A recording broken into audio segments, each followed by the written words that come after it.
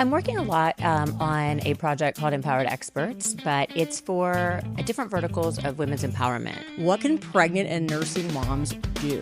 Many of you may know I've been through not only abuse, but suicide, divorce, I guess is what you would call it. You're in a really vulnerable position, and I see so many women that all of a sudden are stuck with an abusive man or just a jerk. I think my story is a little different because I was going through so much personally because I had, wrote my book, Hiding from Reality. I was trying to hide my abuse from the cameras.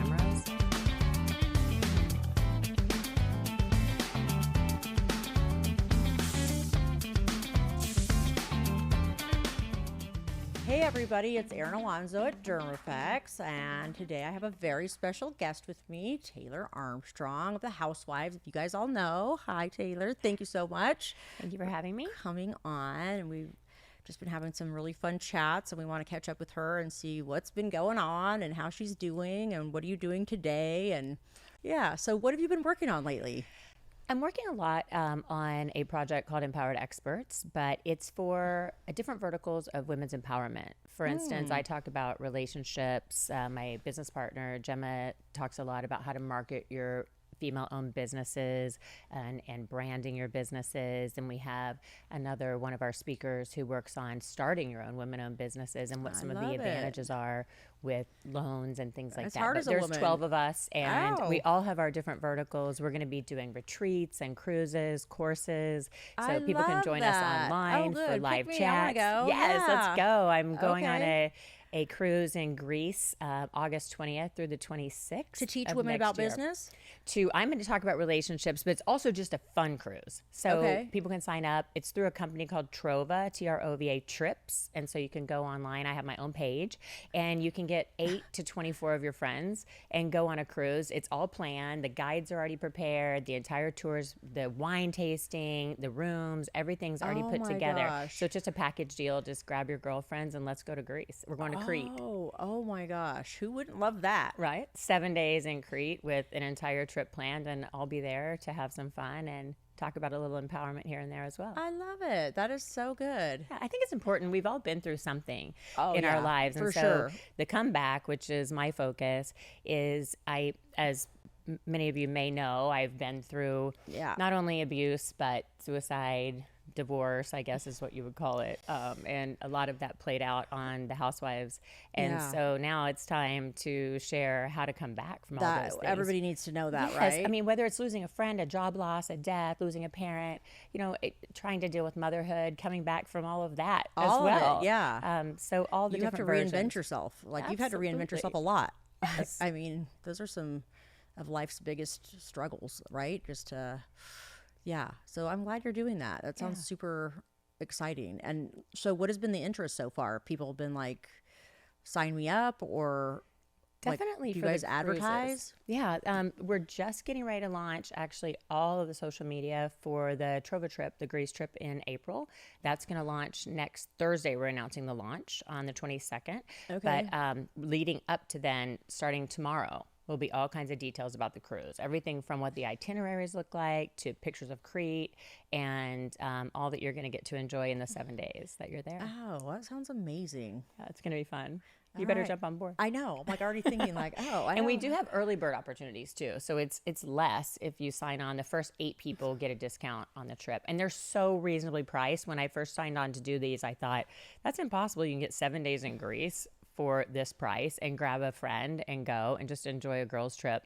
It's almost a year out, so you have plenty of time to plan it. Yeah, I love it. It's so awesome. It's going to be fun. Yeah, I hope everybody signs up for that because we all need a break. We all need good girlfriends. We all need to get empowered.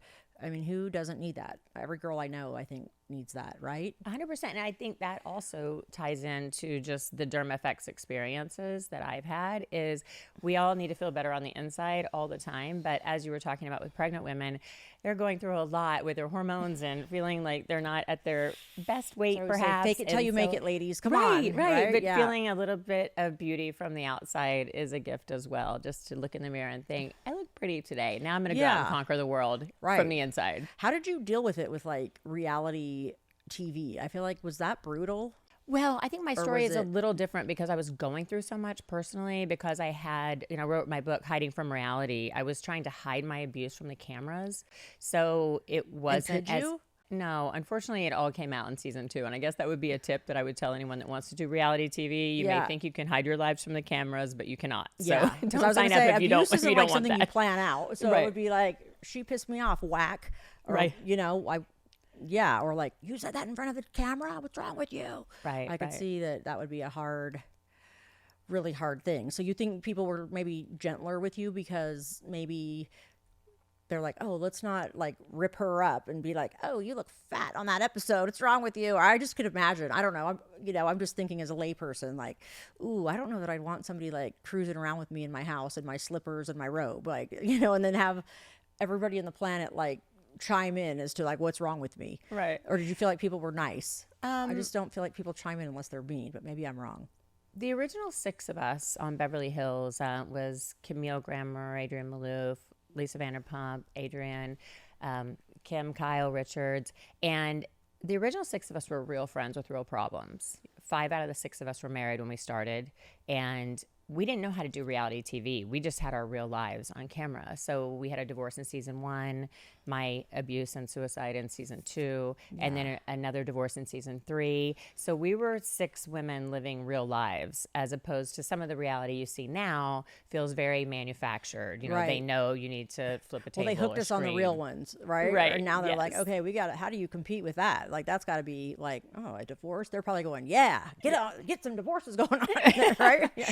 Well, We need when I saw Lisa Vanderpump last time at BravoCon, which has been a couple years, she said there'll just never be another one like the original Beverly Hills because we didn't know what we were doing. We just Right. knew we were living our lives, and it Yeah. ended up on camera. Okay. So it took us a lot longer to film the season because we didn't know to flip a table. We just knew to talk about what was really going on in our lives. So Right. the authenticity was definitely there versus some of the shows I've seen in latter years, not necessarily Housewives, but just in general. People Yeah. know they're going on reality to make drama and to have big people things want to happen. go, oh my God, did you see what they did? Yeah. That's I like- do wish it would go back a little bit more. I do to- too. Like, just what are people's real lives? Because that's kind of what we're all interested in. I mean, I don't know. Everyone's like a voyeur if to some degree, or reality TV show wouldn't exist, right? Yeah. I want to know, like, what are they doing?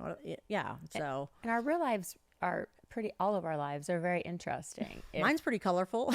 And I think people would relate more if they could listen to real problems about parenting or whatever's really going on in our lives. So I hope that the Empowered Experts programs that we're working on, we talk Yeah. about real life with True. women and challenges and building each other up is going to be a new phase in It 2025. needs to be the opposite of like social media. I mean, nobody wants to hear all your garbage. And that's why I feel like when people are like, ooh, look what she puts on social media, I'm always like, but who's going to put their garbage out there, right? I mean, I'm having a terrible day. Me and my husband won't stop fighting. Everybody help me, chime in. Like, if you did that, that's kind of weird. So people do put their best face on, right? But then in the background, how do you talk about that? So something like what you have going on, I think is awesome because there's nowhere to really vent that or talk about that on the other flip side of it. Like, everybody looks so perfect, and then you're looking at yourself going, well, I'm not that perfect, because people do need to think real. Like, they're just putting their best foot forward. I could make anything look like that too.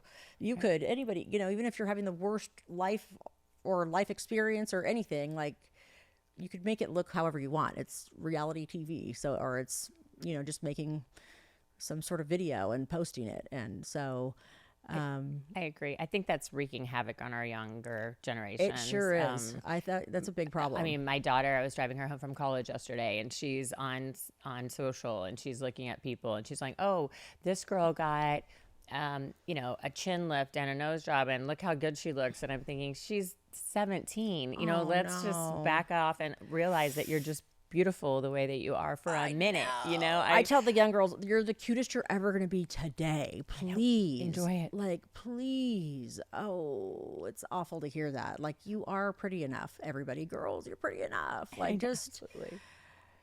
yeah, just being comfortable in your own skin. We were talking about that earlier, right? Of just how it's too bad that we can't tell our younger selves, like, eventually who you are is okay. Yeah. No matter what. It's like you think you got to fit into all these molds, but you don't. It's such a shame we didn't know it then. I wish, right? could go Tell back. myself, like, yeah, you're perfect the way you are. Like, just own that. I mean, and rock it out. Your life would have been so much easier. Not fretting over it every day and just being like, I look good. I'm 20. Yes, right. I look real good. Yeah, and I'll start touching it up when I'm 35, 40. But, for I get now, my first I'm just going to wrinkle. enjoy me. Like, don't be obsessing with no wrinkles, people. Like, come on. No, and I think part of the comeback that I'm doing on this course is being able to identify all the mistakes I made in my life and being able to rewind. Because I wrote my life story in a book, it's easier for me because all my truth is already out there. I love that you're so real. That's awesome. I can go back and say, I made this mistake. I speak at universities, and I love speaking to freshmen, especially because it's the first time they're away from their parents, and they really have the opportunity to screw up in a relationship when it comes to choosing someone who maybe has red flags and you're running right by them because you're young and you don't have anyone watching over you. And I feel like being able to do the comeback story and talk about the mistakes I made along the way, that if you skip these 5 mistakes, you won't end up in the relationship I ended up in. Yeah. And so just a few anecdotal stories of all the mistakes I've made might help people make a better choice. I feel like I'm pretty raw too. I definitely tell anybody I can get my hands on, of like trying to shake them awake. I just don't know. I know my mind was pretty closed at that age. I was like, yeah, you're old, whatever. Like, I don't know if I would have listened. I had to make all my own mistakes like an idiot. But I hope that there's somebody out there that takes heed and goes, hey, I don't want to do that. Like, I don't want to waste 20 or 30 years trying to navigate fitting in somewhere when I'm just good where I'm at, and I'm going to just live where I'm at today.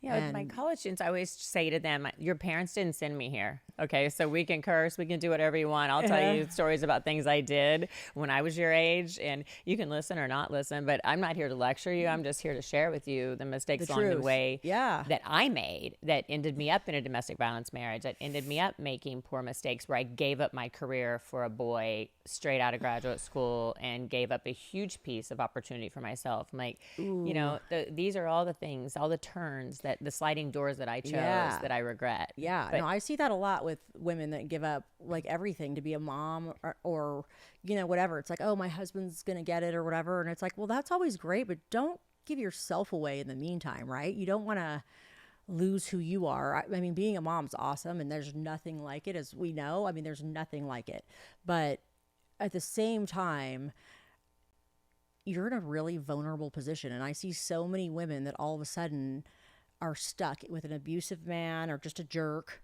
They haven't worked in a long time, so they're super insecure. They stayed home and watched the kids, but no one's going to thank you for that. Like, you're just a maid, right? So you're like, wait, who am I all of a sudden? Where am I? My kids are grown and out of the house, and I live with this jerk. Like, what do I do?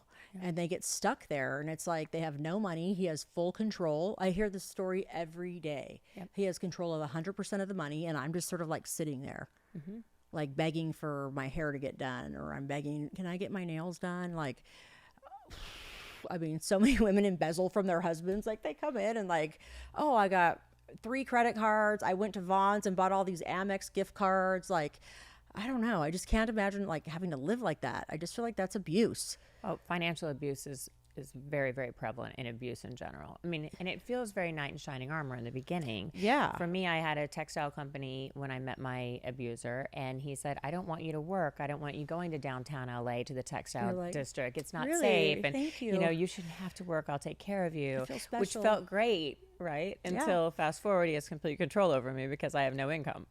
Yeah. And it's a slow burn. It takes time, but then you wake up one day and you think, how did I get here? How did I give up everything of my own control? So I do encourage my college kids. How do you backpedal out of that? What would you tell somebody? Well, I tell my young people that you need to always have something for yourself, not only for your self-esteem and your pride and to feel just good that you have something. I mean, your husband could be the greatest guy in the world, but he could pass away, and perhaps you don't want to be with somebody else, and you want to be able to take care of yourself. Just walk around knowing that you have that in your back pocket. Because they like to lock you out of all the financial everything. Course. You have no idea what's going on. I hear that. Like, I don't know how much money we have. I don't know. Yeah, I'm lucky. I don't know. I told my husband way back when, all your money's mine and all my money's mine. And we've been good ever since. Happy wife, happy life. Yeah, well, there you go, girls. There it is. That's all you got to do, right? That's the message. Yeah, that is. So I just, don't ever get there, of course. But if you're there, I guess you have to start stockpiling money away to try to have it for a rainy day, or what do you do? I don't know how to like. Well, that was a problem in my marriage because I had a Centurion, a black Amex, and I could charge whatever I wanted. It wasn't a matter of the money, but I had no access to cash. And the Amex became a tracking device for him because he was very jealous. And so he could see you were at the Beverly Hills Hotel, you spent $150, who were you with? And if I say, oh, I was with my friend Linda, he would say, I don't believe you. Like, who were you with? And then it would just be a constant, oh, you were at Starbucks, you spent $17. I know you never spend that much at Starbucks. Who were you with? But it was like every line item, every month we had to go through to try to figure out where I was all the time. And so stockpiling cash was impossible. And then it was, what are you complaining about? You can spend whatever you want. Yeah. But it became truly a tracking device. Oh my gosh, that's awful to hear. Yeah. So you got to really not get in that situation. I mean, you got to be partners from the get-go, because it doesn't work unless you're partners anyway. It just doesn't. You got to have a true partnership where it's just open about everything. Otherwise, you do end up in a bad situation. And I think it goes on a lot. Yeah. I mean, yeah, but just knowing that you have the ability to care for yourself in the event of anything. For your own self-esteem, too. It could be your partner gets ill. That's it could right. be anything where you need to provide care for your children because your partner's in the hospital and you need to be there all the time. There's so many scenarios where if you don't have that bankability of your own, it leaves you so vulnerable. So, like, what happened when he died? Were you completely, like, locked out of everything? It was a complete mess, yeah. I had 2 different law firms trying to get access to all of the assets because I had no access. Nothing. So yeah. You're like, my husband had all these accounts, but I don't even know. I couldn't get into them. My name wasn't on any of them. We had an offshore asset protection trust in the Cook Islands that I couldn't get to. It was just, so I had these 2 big law firms trying to get to all the assets, and it took a ton of time and a ton of money to try and get through everything. It was a real mess. And then he had a corporate lawsuit against him, and he never signed the divorce papers. So that lawsuit came to me. So I was fighting a corporation at the same time on his behalf. So. Well, everybody, she lived. Look at that. I lived. Now it's time for the comeback. And the comeback is on. So that's why we share happen, it, right? Yeah, it's awesome it can come back, and that's important because my life was spared. You know, unfortunately, murder-suicide is common in these situations. Yes, and my life was spared. My daughter's life was spared. So I feel like I was left here to share my message and to tell people there is life I got after. Chills, like all over the place. There's life after. We got this. Yeah, you do have this. You're amazing. It's so good. I mean, so are you. It's just strong women. Yeah, you can conjure up that strength. Girls just need to know you are strong. I mean, we're strong. I think women, we're beasts underneath. Like, when we want something, we know how to get it. We know how to fight, but you got to, like, get that self-esteem up and out. So figure out how to get a self-esteem, have a little business on the side, do something, because it's, even if you don't make any money, it's good for you to feel like you can do something, right? 100%. Like, you're making something, you're doing something, there's movement there versus just under somebody's thumb and losing your self-esteem every day. Absolutely. And, you know, people say to me all the time, you're so strong. But the truth of the matter is, you find strength inside of you that you did not know you have when you go through real tragedy. And so it's in there. And then once you find it, you can have that with you all the time. And you know, the next time I go through something that's challenging, I can draw from that strength and I can pull 100%. out that strength and throw it right at it. And it makes it a whole lot easier. Oh my gosh. Every woman needs to hear you. I'm so excited that you're here and you came on. And I mean, just, I don't know. I feel like it's like a blessing to women. I mean, it's horrible what you went through, but for you to be so raw and not be like, what? I'm perfect. Nothing happened. I'm good. Look at my new shoes and we're good. You know, you're just so, it's nice to see somebody that, like, at your level is honest and willing to help other women. I applaud that. Really. It's really, we need more of it. I just hope that your message can get out to everybody. Thank you for letting me share. Yeah. All that kind of stuff. I do have a couple of I'm super excited because we got our first questions that I want to answer for everybody, because we've been asking people, if you have any questions, like, come on in. So one of the questions was, how can you make your nose look smaller without surgery? Okay, so there is actually a couple of ways I'll tell you guys. So if you have a hook nose, what we can do is we put a little bit of filler, like right up here, and we'll put a little bit of Botox right here, and it straightens it out and then lifts it up. That's one big way. The other thing we can do is, too, sometimes people have like a nasal flare, like makes their nose like that, which makes your nose look wider. So we can even put Botox right there, and that slims the nose. So there's, yeah, a lot of things that we can do that are non-surgical before you decide if you want to, you know, especially bumps, lumps, bumps, humps, S's, like any kind of funky bone structure. All of that can be done with filler, which is super cool. Yeah. Yeah. I'm surprised that putting Botox underneath Isn't that cool? helps, because I would think it would make it more relaxed. No, because this is how Botox works. If you put Botox in all the muscles that pull down on your face, they're like a pulley effect. So everything that pulls down, if we go through and go gunk, gunk, whoop, whoop, whoop, whoop, then the other muscle is unopposed, so it goes swink. So this muscle right here, like when we talk, pulls down. So if you've got like a nose that even like points down, we just do a little tiny bit of Botox right there and it pops it up. It's super cool.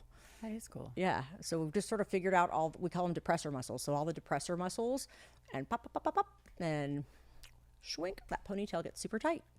I love it. Yeah, that's an easy one. And then our other question was, what can pregnant and nursing moms do?